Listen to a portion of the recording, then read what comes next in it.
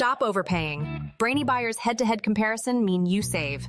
Like what you see? Subscribe and fund the fight for honest reviews. Stuck deciding between the Nikon 18-140mm and the Sony 35mm F1.4 GM lens?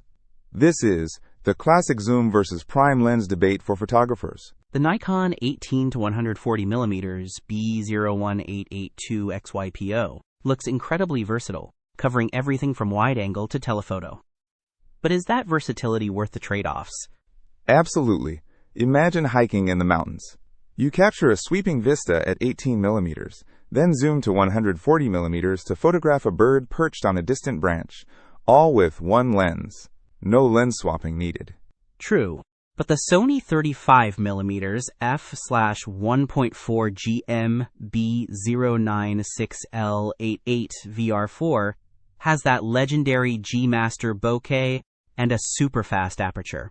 How does the Nikon, with its f/3.5 to 5.6 aperture, compare in low light or for portraits? That's the million-dollar question. Let's really break down what each lens excels at and who they're for. The Nikon's 7.8x zoom range is a huge advantage for travel and general use. Think family gatherings, vacations, even some sports. But yeah, that variable aperture means you'll need to bump up the ISO in dimmer conditions. So, smaller aperture equals less light hitting the sensor, right? How much does that affect image quality?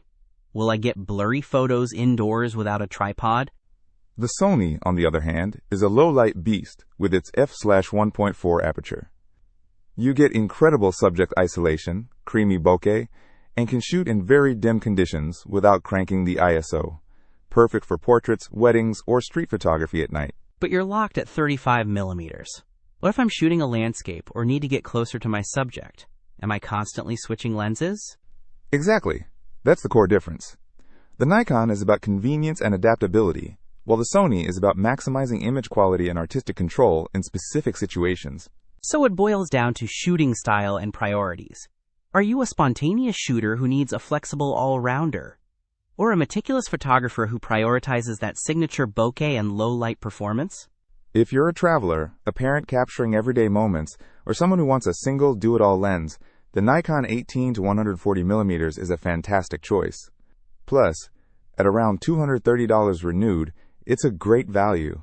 But if you're passionate about portraits, want that shallow depth of field, and often shoot in low light, the Sony 35mm, even at around $1,135 renewed, is an investment in stunning image quality. Both are excellent lenses.